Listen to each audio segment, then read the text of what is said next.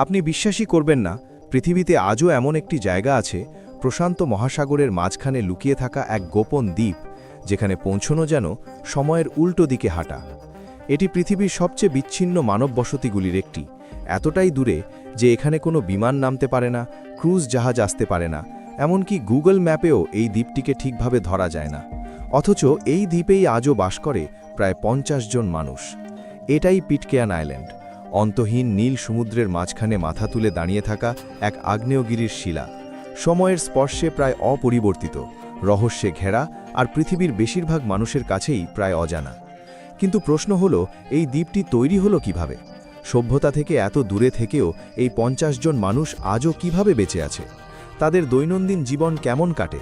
আর এই দ্বীপ এখনও কোন গোপন রহস্যগুলি লুকিয়ে রেখেছে? আজ আমরা ঢুকে পড়ব সেই অচেনা জগতে, যেখানে প্রতিটি দিনই এক একটা গল্প। তাই ভিডিওটি সম্পূর্ণ দেখার অনুরোধ রইল।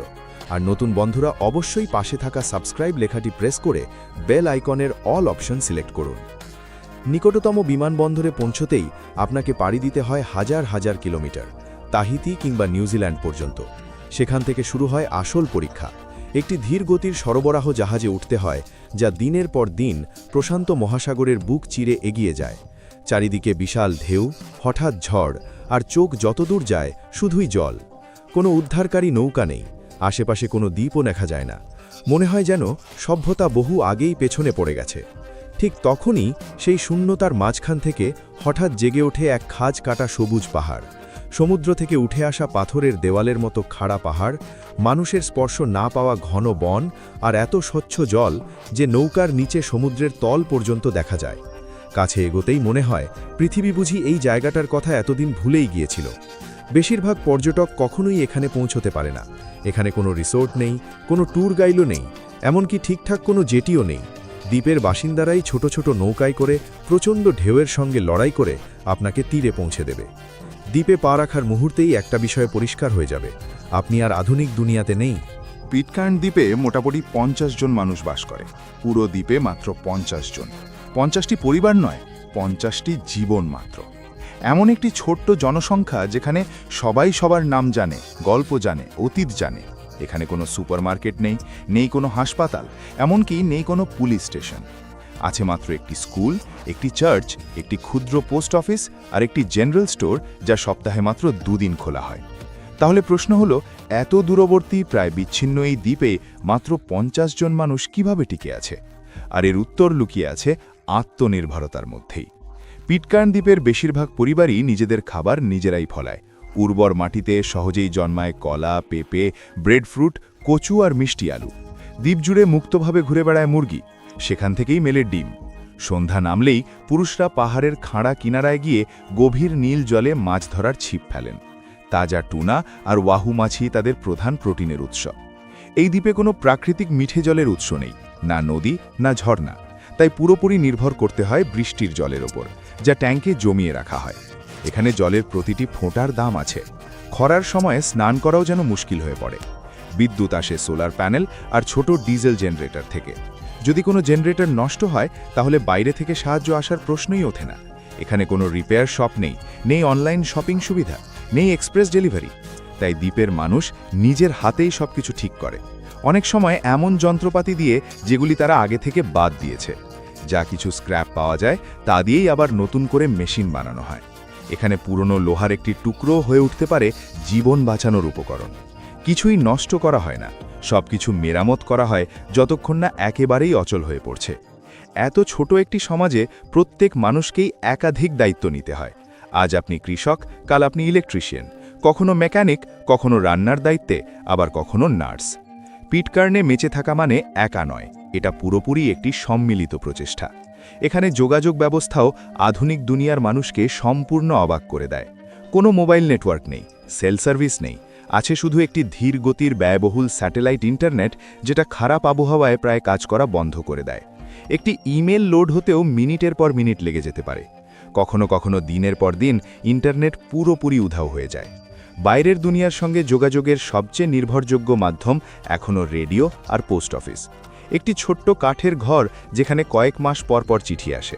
সেই একই সরবরাহ জাহাজে করেই আসে খাবার, ওষুধ আর জ্বালানি। কেউ যদি বিদেশ থেকে কোনো পার্সেল পাঠায় সেটি পৌঁছতেও লাগে যায় সপ্তাহ, এমনকি মাস পর্যন্ত। আর যদি কোনো কারণে সরবরাহ জাহাজ নির্ধারিত সময়ে না আসে, তাহলে যেন পুরো দ্বীপই থমকে যায়। তবুও এত সব সীমাবদ্ধতার মাঝেও পিটকার্নের মানুষগুলি একে অপরের খুব কাছের, অসম্ভব রকমের উদ্ভাবনী, আর নিজেদের এই ছোট্ট ঘরের প্রতি গভীরভাবে গর্বিত। তবুও আসল রহস্যটা হলো, শুরুতে এই দ্বীপে এসে পৌঁছল কিভাবে মাত্র 50 জন মানুষ? আর সেই গল্পটা পৃথিবীর অন্য যে কোনো গল্পের থেকে একেবারেই ভিন্ন। এই কাহিনী শুরু হয় 1789 সালে ব্রিটিশ জাহাজ HMS বাউন্টির ডেকে। ইতিহাসের সবচেয়ে কুখ্যাত জাহাজগুলির একটিতে পরিণত হওয়ার জন্যেই এই জাহাজটি যেন নির্ধারিত ছিল। দীর্ঘ মাসের টান টান উত্তেজনা, কঠোর শাসন আর অমানবিক পরিবেশে থাকতে থাকতে একসময় নাবিকদের ধৈর্য ভেঙে পড়েছিল। নেতৃত্বে ছিলেন ফ্লেচার ক্রিশ্চিয়ান। তার সঙ্গে কিছু নাবিক বিদ্রোহ ঘোষণা করে তাদের ক্যাপ্টেন উইলিয়াম ব্লায়ের বিরুদ্ধে, যা ইতিহাসে পরিচিত হয়ে ওঠে মিউটিনি অন দ্য বাউন্টি নামে। বিদ্রোহীরা জাহাজের নিয়ন্ত্রণ নিয়ে নেয় এবং ক্যাপ্টেন ব্লায় ও তার অনুগত কয়েকজনকে একটি ছোট্ট নৌকায় ভাসিয়ে সমুদ্রে ঠেলে দেয়। কিন্তু তারা জানত ব্রিটিশ নৌবাহিনী তাদের কখনো ছেড়ে কথা বলবে না। তারা এমন এক অপরাধ করেছে যার শাস্তি সরাসরি মৃত্যুদণ্ড। তাই তাদের দরকার ছিল এমন একটি জায়গা যেখানে ব্রিটিশরা কখনোই তাদের খুঁজে পাবে না, এমন একটি দ্বীপ যেখানে কেউ যায় না, এমনকি মানচিত্রেও যার অস্তিত্ব নেই। সেভাবেই তারা খুঁজে পায় এই পিটকেয়ান দ্বীপকে। সেই সময়কার মানচিত্রে দ্বীপটির অবস্থান ভুলভাবে চিহ্নিত ছিল, ফলে খুঁজে পাওয়া আরও কঠিন হয়ে পড়ত। বিদ্রোহীদের কাছে এটা ছিল একদম নিখুঁত আশ্রয়। বিদ্রোহীরা কয়েকজন পলিনেশীয় পুরুষ ও নারীকে সঙ্গে নিয়ে পিটকেয়ানে এসে নামে। তারা জানত আর কখনো ফিরে যাওয়ার পথ নেই, তাই তারা চূড়ান্ত এক সিদ্ধান্ত নেয়। HMS বাউন্টি জাহাজটিকে পুড়িয়ে ফেলা হয়। এতে করে দ্বীপ ছাড়ার একমাত্র উপায় যেন ধ্বংস হয়ে পড়ে। তেমনি দূর থেকে কোনো জাহাজের চোখে পড়ার সম্ভাবনাও কমে যায়। খাঁড়া পাহাড়ের ওপরে জন্ম নেয় এক নতুন গোপন পৃথিবী। কিন্তু এই নতুন জীবনের শুরুটা ছিল ভয়ঙ্কর কঠিন। ইউরোপীয় আর পলিনেশীয়দের মধ্যে সংঘর্ষ, ট্র্যাজেডি আর ক্ষমতার লড়াই চলতে থাকে। সম্পদ ছিল অল্প আর একাকিত্ব ছিল শ্বাসরুদ্ধকর। তবু এই সব কষ্টের মধ্যে দিয়েও ধীরে ধীরে গড়ে ওঠে একটি নতুন সমাজ। পরিবার তৈরি হয়, সন্তানরা জন্ম নেয়, আর প্রজন্মের পর প্রজন্ম বয়ে নিয়ে চলে দুই সংস্কৃতির রক্ত। আজ পিটকেয়ান দ্বীপের প্রতিটি মানুষ নিজেদের শিকড় খুঁজে পেয়েছে সেই প্রথম বিদ্রোহী নাবিক আর পলিনেশীয় নারী পুরুষদের মধ্যেই। ক্রিশ্চিয়ান, ইয়াং, ব্রাউন, ওয়ারেন এই পদবিগুলি দেখা যায় প্রতিটি কবরস্থানে, প্রতিটি ঘরে, প্রতিটি পারিবারিক বংশতালিকায়। কিন্তু এই দ্বীপটির রহস্য শুধু ইতিহাসেই থেমে নেই। শতাব্দীর পর শতাব্দী ধরে দ্বীপটির অবস্থান একে লুকিয়ে রেখেছিল অভিযাত্রীদের চোখ থেকে, সরকারের নজর থেকে, এমনকি জলদস্যুদের হাত থেকে। প্রশান্ত মহাসাগরের বুকে অসংখ্য জাহাজ বছরের পর বছর চলাচল করলেও তাদের বেশিরভাগই বুঝতেই পারেনি এই একা আগ্নেয় পাথরের ওপর গড়ে উঠেছে একটি সম্পূর্ণ মানব সমাজ। পিটকেয়ার্ন দ্বীপ নিজেই যেন রহস্যে ভরা এক জীবন্ত বই, যার অনেক পাতা এখনও খোলা বাকি। দ্বীপের খাড়া পাহাড় আর গুহার ভেতরে খোদাই করা আছে প্রাচীন পলিনেশীয় চিহ্ন, প্রতীক, অদ্ভুত আকৃতি আর আঁকিবুকি, যেগুলির অর্থ আজও পুরোপুরি জানা যায়নি। কিছু গুহার গভীরে ভূগর্ভস্থ কক্ষ, যেখানে একসময় প্রাচীন আগন্তুকরা ধর্মীয় আচার করত বা দেবতার উদ্দেশ্যে কিছু উৎসর্গ রেখে যেত। প্রত্নতাত্ত্বিকদের ধারণা এই চিহ্নগুলির বয়স পিটকেয়ার্নের বর্তমান সমাজের থেকে কয়েক শতাব্দী বেশি, অর্থাৎ বিদ্রোহী নাবিকদের অনেক আগেই এখানে এসেছিল প্রাচীন নাবিকেরা। কিন্তু এখনও বহু গুহা অনাবিষ্কৃত, কখনো খুব বিপজ্জনক, কখনো খুব গভীর, আবার কখনো এতটাই রহস্যময় যে সেখানে নামার কেউ সাহস পায় না। দ্বীপের মানুষ আজও গল্প বলে, নিঃশব্দ রাতে সমুদ্রের ওপর হঠাৎ দেখা যায় অদ্ভুত আলো, পাহাড় থেকে ভেসে আসা প্রতিধ্বনি যখন আশেপাশে কেউ নেই, আর শান্ত সমুদ্র থেকেও কোনো সতর্কতা ছাড়াই উঠে আসা বিশাল ঢেউ, যেন সমুদ্রটাই জীবন্ত। এই কিংবদন্তিগুলি 200 বছরেরও বেশি সময় ধরে প্রজন্মের পর প্রজন্মে ফিসফিস করে বয়ে চলেছে। কিন্তু সবচেয়ে বড় রহস্য হয়তো এটি, এই ছোট্ট একটি জনগোষ্ঠী কিভাবে এত দীর্ঘ সময় ধরে পুরো পৃথিবী থেকে বিচ্ছিন্ন থেকেও টিকে ছিল। বেশিরভাগ বসতি হারিয়ে যায়, বেশিরভাগ সমাজ ভেঙে পড়ে, কিন্তু পিটকেয়ার্ন অখণ্ড। 230 বছরেরও বেশি সময় ধরে এই পরিবারগুলি ধরে রেখেছে তাদের পরিচয়, তাদের ঐতিহ্য আর মাটি আর সমুদ্রের সঙ্গে তাদের গভীর বন্ধন। তবুও আজও ভবিষ্যৎটা অনিশ্চিত। দ্বীপে এখন মোটে 50 জন মানুষ বাস করে, জনসংখ্যা ক্রমেই কমছে। পড়াশোনা বা কাজের জন্য তরুণরা নিউজিল্যান্ডে চলে যাচ্ছে, আর অনেকেই আর ফিরে আসতে চায় না। নতুন মানুষ আনতে দ্বীপ কর্তৃপক্ষ বিনামূল্যে জমি আর শান্ত জীবনের প্রস্তাব দিয়েছে, কিন্তু এই গভীর একাকিত্বই বেশিরভাগ মানুষকে ভয় পাইয়ে দেয়। নতুন জনসংখ্যা না এলে একদিন এই সমাজটাই হারিয়ে যাওয়ার ঝুঁকিতে পড়বে। কেউ কেউ আশঙ্কা করে একদিন পিটকেয়ার্ন হয়ে উঠবে ফাঁকা পরিত্যক্ত এক দ্বীপ, যেখানে থাকবে শুধু ভাঙা ঘর, নীরব বন আর বাতাস ও সমুদ্রের শব্দ। তবুও আপাতত যারা রয়েছে তারা ঠিক সেইভাবেই জীবন কাটিয়ে যাচ্ছে যেমন কাটিয়েছিল তাদের পূর্বপুরুষেরা, অদম্য মানসিকতা, সৃজনশীলতা আর রহস্যময় দ্বীপের সঙ্গে অটুট বন্ধন নিয়ে।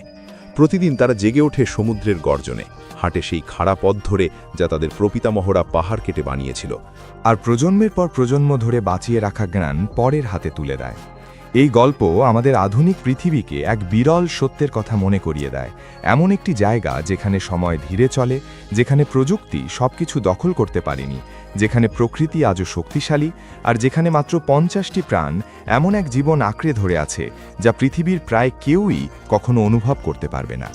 পিটকার্ন শুধু একটি দ্বীপ নয়, এটা একটা গোপন পৃথিবী, মানব ইতিহাসের এক জীবন্ত স্মারক, বেঁচে থাকা, রহস্য আর সাহসের ওপর গড়ে ওঠা এক সমাজ।